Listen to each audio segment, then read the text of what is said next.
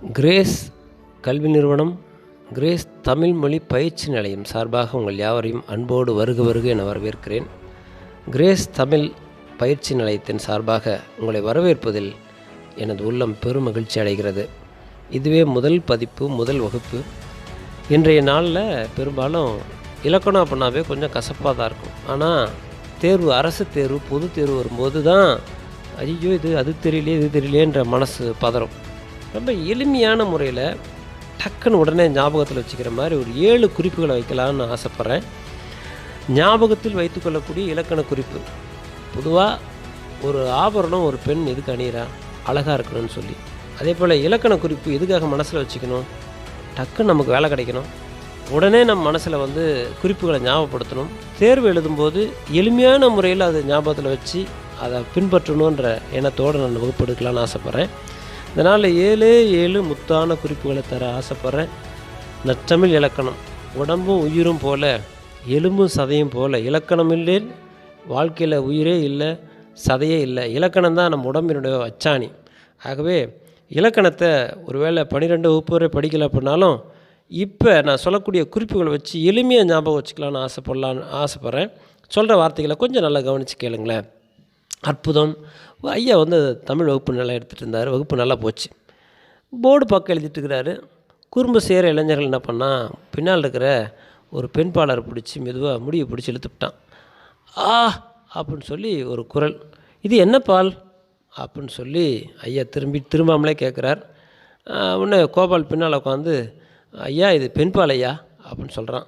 ஐயா சொல்கிறாரு, கோபால் நீ செய்த குறும்பால், வெறுப்பால், எடுப்பால், செருப்பால், அடிப்பால் அப்படின்னு சொன்னார். இப்போ எத்தனை பால் அப்படின்னு சொல்லி கேட்டார்.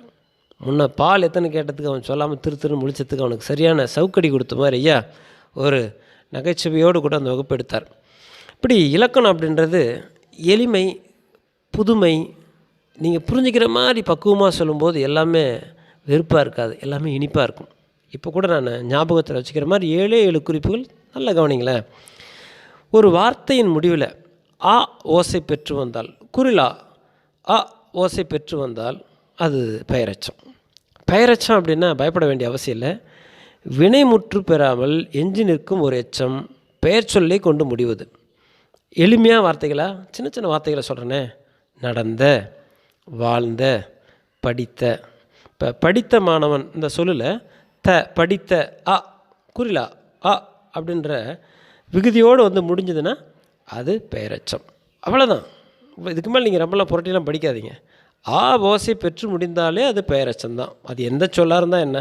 ஒரு சொல், அந்த சொல்லினுடைய கடைசி எழுத்து என்ன எழுத்தாக இருந்தாலும் அதை பற்றி கவலைப்படுறீங்க. முடிகிறது ஆ ஓசை பெற்று முடியணும். தா, ரா, நா எதுவாக இருந்தாலும் சரி. நடந்த, வாழ்ந்த, படித்த, சென்ற, வென்ற எந்த சொற்களாக இருந்தாலும் சரி அதில் ஆ குறிலா ஓசை பெற்று முடிய வேண்டும். ஞாபகம் வச்சுக்கலாம். வார்த்தையின் முடிவில் ஆ ஓசை பெற்று முடிந்தால் அது பெயரெச்சம். 2வது தலைப்பு ஈறுகெட்ட எதிர்மறை பெயரெச்சம். இதுக்கு ஒரு 3 முத்தாய்ப்பான குறிப்பு தரேன்.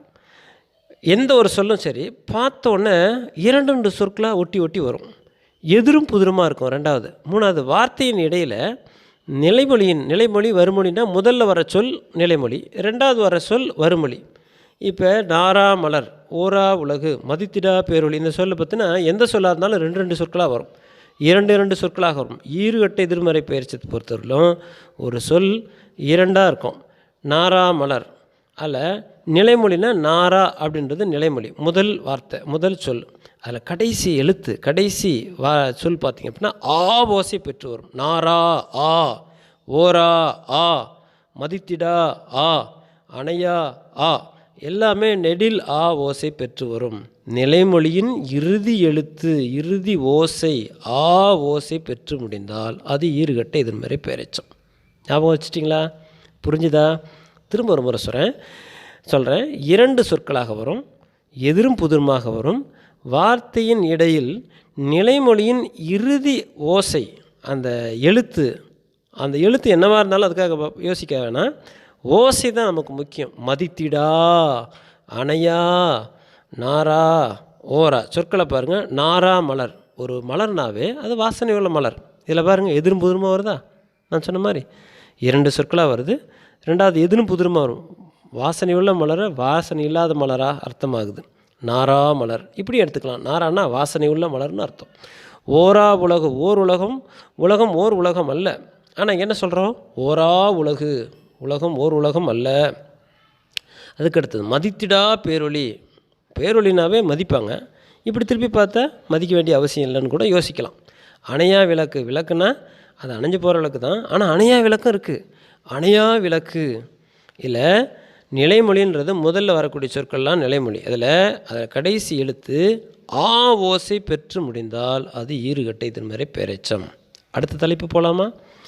வார்த்தையின் முடிவில் இகர உகர ஓசையில் முடிந்தால் அது வினையெச்சமே. இது வினைமுற்று பெறாமல் எஞ்சி நிற்கும் சொற்கள் எதுவோ அதெல்லாமே வினைச்சொல் தான். நல்லா கவனிச்சிக்கலாம். இப்போ முதல்ல இகர உகர ஓசையில் உகர ஓசை எடுத்துக்கிறேனே. நடந்து து உ ஓசை வந்திருக்கா? படித்து து உ ஓசை வந்திருக்கா? கடந்து து உ எல்லாமே ஊலே முடியுது பாருங்கள். நன்று, நடந்து, படித்து, கடந்து, நன்று எல்லாமே உகர ஓசை முடியுதா? பிழிந்து.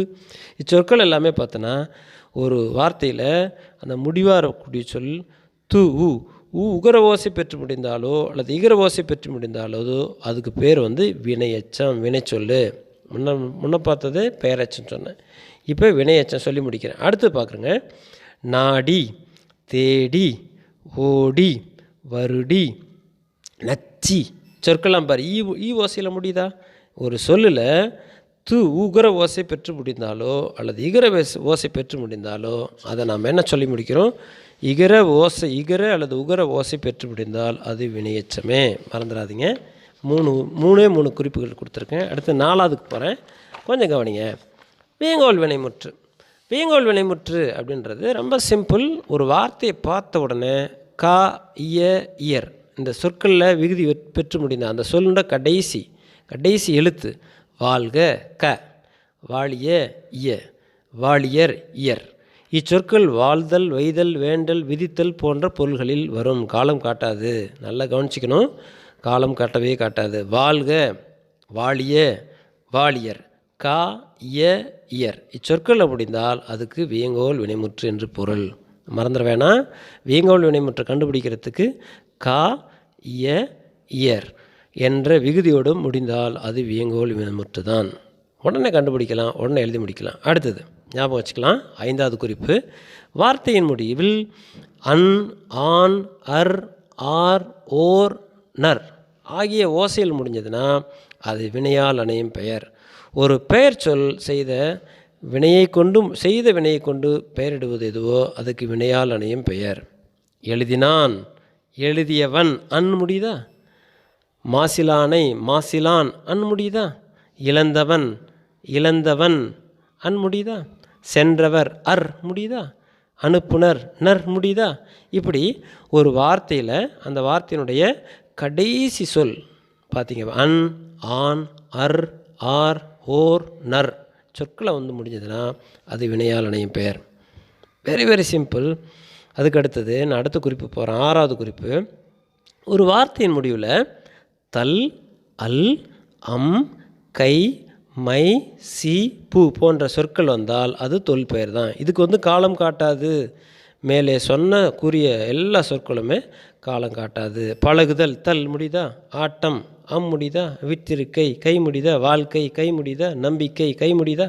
இச்சொற்கள்லாம் பார்த்தீங்க அப்படின்னா ரொம்ப ரொம்ப சிம்பிள், ரொம்ப எளிமையாக இருக்கும்.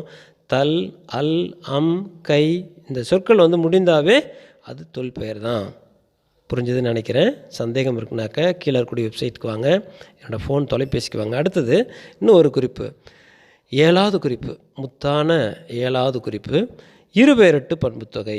ஒரு சிறப்பு பெயரும் ஒரு பொது பெயரும் சேர்ந்து பொருள் தந்தால் அது இருபெயரட்டு பண்புத்தொகை. பாருங்கள், பொது பெயர் நல்லா கவனிக்கணும், மாறாது. சிறப்பு பெயர் மாறும். அப்போ சார் பொது பெயர்னா என்ன? சிறப்பெயர் முன்னால் வர்றது எல்லாமே சிறப்பெயர், பின்னால் வர்றதெல்லாமே பொது பெயர். அப்போ பாருங்கள், வாழை மரம், தென்னை மரம், பனை மரம், எந்த வார்த்தை வேணாலும் முன்னால் சேர்த்துக்கிட்டே போகலாம். முன்னால் சேர்த்தக்கூடிய எல்லா சொற்களும் மாறிக்கிட்டே இருக்கும். மரம்ன்ற சொல் மாறுதா? மாறவே மாறாது. அதே போல் நல்ல பாம்பு எடுத்துக்கிட்டால் அதுக்கு பாம்புக்கு பின்னால் என்னென்ன வகையராக சேர்த்திக்கிறவங்க சேர்த்திக்கிங்க. பனை மரம், தென்னை மரம், வாழை மரம், நல்லெண்ணெய், சீமெண்ணெய், மண்ணெண்ணெய், என்ன வார்த்தையை போடுங்க. எண்ணெய்ன்ற சொல் மாறாது, மரம்ன்ற சொல் மாறாது. இப்போ பொது பெயர் மாறாது, சிறப்பு பெயர் மாறும். இதில் நம்ம என்ன தெரிஞ்சுக்கிறோம் அப்படின்னா, சிறப்பு பெயர் மாறவே மாறாது, சிறப்பு பெயர் மாறிக்கிட்டே இருக்கும், பொது பெயர் மாறவே மாறாது. ஒரு சிறப்பு பெயரும் ஒரு பொது பெயரும் சேர்ந்து பொருள் தந்தால் அது இருபெயரட்டு பண்பு தொகையே. 7 முத்தான குறிப்பு. இதில் ஏதாவது சந்தேகம் இருந்தால் கீழே வெப்சைட்டுக்கு வாங்க, என்னோடய வகுப்புக்கு என்னுடைய நேராக பாருங்கள். நம்ம இடத்துக்கு அதில் போட்டிருக்கோம். தொலைபேசியை தொடர்பு கொள்ளுங்கள். இந்த நான் சொல்லக்கூடிய இலக்கண குறிப்பெலாம் ரொம்ப ஈஸியாக, ரொம்ப எளிமையான முறையில் ஞாபகம் வச்சுக்கலாம். தேர்வு எழுதும்போது உடனே 1 நிமிஷம் எல்லாம் ரொம்ப அதிகம், அரை செகண்ட் கூட உங்களுக்கு தேவையில்லை, உடனே கண்டுபிடிக்கலாம். ரொம்ப ரொம்ப எளிமையான முத்தான குறிப்புகள். இது மாதிரி ஒரு 20 இலக்கண குறிப்புகள் தரலான்னு ஆசைப்பட்றேன். வகுப்பை கவனிங்க. வகுப்பில் வரக்கூடிய ஏதாவது சந்தேகம்னா நீங்கள் லைனுக்கு வாங்க, வாட்ஸ்அப்புக்கு வாங்க, பேசுவோம். நீங்கள் என்னன்னாலும் சரி, நீங்கள் தொடர்பு கொள்ளும்போது தான் உங்களோட அறிவு அதிகப்படுத்தி கொள்ள முடியும், உங்கள் சந்தேகங்களை நிவர்த்தி செய்ய முடியும். வாழ்த்துக்கள், வாழ்த்துக்கள், வாழ்த்துக்கள். கிரேஸ் தமிழ் மொழி பயிற்சி நிறுவனத்தின் சார்பாக வகுப்பை கவனித்த அத்தனை பேருக்கும் எனது வாழ்த்துக்களோடு நிறைவு செய்கிறேன். வாழ்த்துக்கள். நன்றி.